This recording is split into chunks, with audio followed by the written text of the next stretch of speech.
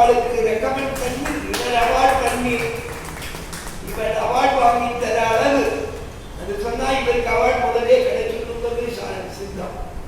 அந்த மாதிரி ரீதியில இவர் நேர நேர புத்தியை அடைந்து ஸ்ரீ ரங்கநாதனுடைய பாதுகையுடைய அனுகிரகம், ஆச்சாரியாருடைய அனுகிரகம் எல்லாத்தோட ஆசிரமத்துக்கு பலமா இருக்கார்.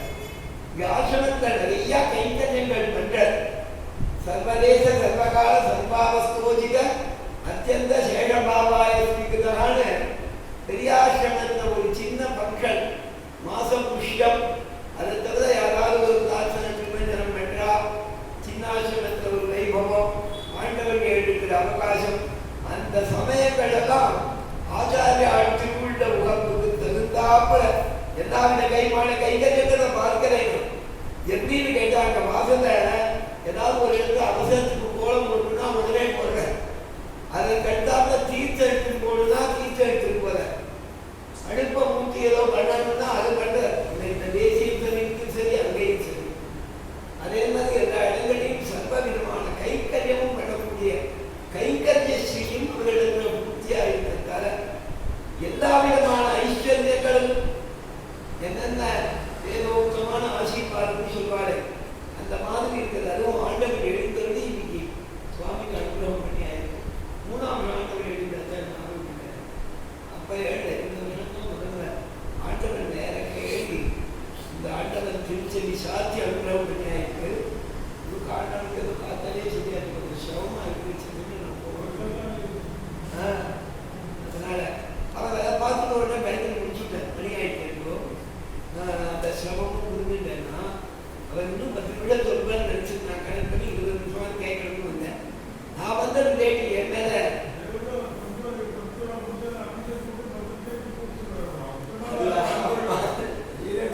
அதுக்கு தந்தாப்புல உபன்யாசத்தை சத்தம் பண்ணி போடுறதுக்காக தங்கிருக்கோம். அந்த மாதிரி ரொம்ப நல்லா இருக்கு. அதை சுவாமி நியமனத்துக்கு நான் 2 வார்த்தை சொல்ல முடியாது. பாக்கியம் பெரிய சந்தோஷமா நினைக்கிறேன். இவர் மேல மேல எல்லா விதமான புத்திகளையும் அடையணும்னு நான் சொல்லலாமான்னாக்க அவர் உபன்யாசகர் பெரிய அளவில் பண்ற அடியன் முதல்ல திருப்பாங்க உபன்யாசம் அப்ப பூர்த்தி அன்னைக்கு மதுராந்தகம் சுவாமி ஏழி அடியேனுக்கு அனுகிரகம் பண்ணியாச்சு. திருப்பணிதாண்டவருக்கு உபன்யாசம் பண்ண சொல்லும் போது சொல்லியாச்சுங்க இங்க உபன்யாசம் கேட்க வரக்கூடிய மனுஷால் குறைச்சல். அதனால நீ பெருமாள் சந்நிதியில அயக்ரீவன் தேசிகர் நிறைய மூர்த்திகள் சிறுமூர்த்திகளாகவும் பெருமூர்த்திகளாகவும் எழுதுட்டா. அவ யாரும் எழுந்து போக மாட்டா. அவளுக்கு எதிராக விண்ணப்பம் பண்ணுற பாவனையோட சொல்லு அப்படின்னு சொல்லியாச்சு. 5-6 பேர் கேட்பா நிச்சயப்படி. சிலனா ஒரு 12 பேர் உருவாகும் தான் உற்சவம் வேற நடந்தது. மாலை மாதம் உற்சவம். அதனால ஆண்டவன் சொல்றதை நினைச்சுதான் இன்னி வரைக்கும் நான் உபன்யாசம் பண்றேன், இடங்கள்ல பண்றேன். எதிர்க்க இருக்கிற தேவையா இருந்தாலும் மற்ற நேரம் பகவத் சுரூபமா எனக்கு தெரியலாம். இவருக்கு அந்த மாதிரி இல்லை.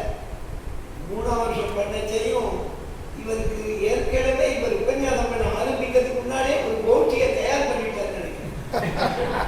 ஏன்னா திருப்புள்ளாடியில அங்க இருக்கிற ரவி தயான்னு ஆசிரமத்தில் இருக்கிறவங்க இங்க உபன்யாசம் ஏதாவது ஏற்பாடு பண்ணாத நான் வந்து பண்றேன்னு அவர் சொன்ன இங்க உபன்யாசம் கேட்க மனுஷா இருக்க மாட்டாரே அப்படின்னு ஏடிஎம் சொன்னாங்க. யாரோ கோயிலுக்குடி சுவாமி தான் வரவேன்.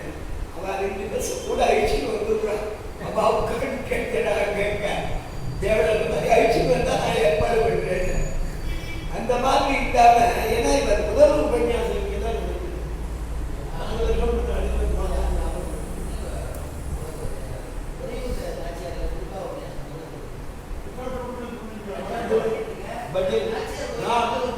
நான் கேட்டேன் சுவாமி ஏற்பாடு பண்ற உபன்யாசம் முதல் உபன்யாசம் திருப்பாக. இதே திருப்பாக அன்னைக்கு ஆன்மீக சொல்லி ஞாபகம் இல்லை. அன்னைக்கே நிறைய பேர் வந்திருக்கான். நான் ஆச்சரியப்பட்டேன். அவர் இப்பதான் இங்க சொல்றேன், இவ்வளவு பேர் வந்திருக்காங்க, நமக்கு யாரும் இல்லையே. இது மட்டும் பெரிய அளவில் இருக்க நம்ம ஆசிரமத்தை சேர்ந்தவரா இருக்க நாம சாதாரணமா இருந்தோமா மற்ற சாதாரணமா இருக்கணும்னு நினைப்பாங்க.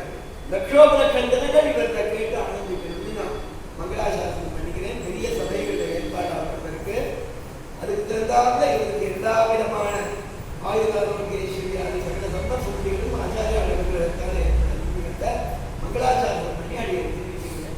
இதுல ஏதாவது பதவியில் இந்த சன்னதியை பற்றி முக்கியமான சுவாமி சாதித்த மாதிரி இதுக்கு விசேஷமான பெருமை.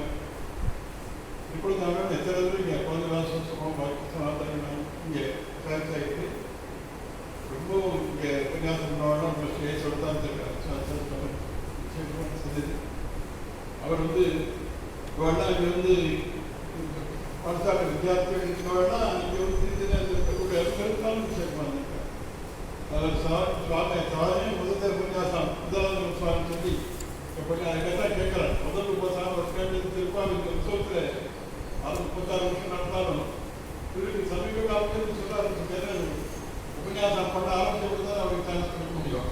அப்படி வந்தது முதல்ல கொண்டு இந்த சன்னதியை தான் இந்த சுவாமி சாதித்தார். அதுதான் இந்த சன்னதியுடைய அனுகிரக விசேஷம் ஆண்டோர் நடைபெறும் தாத்தாக்கள் அடுத்ததாக 6 மணியிலிருந்து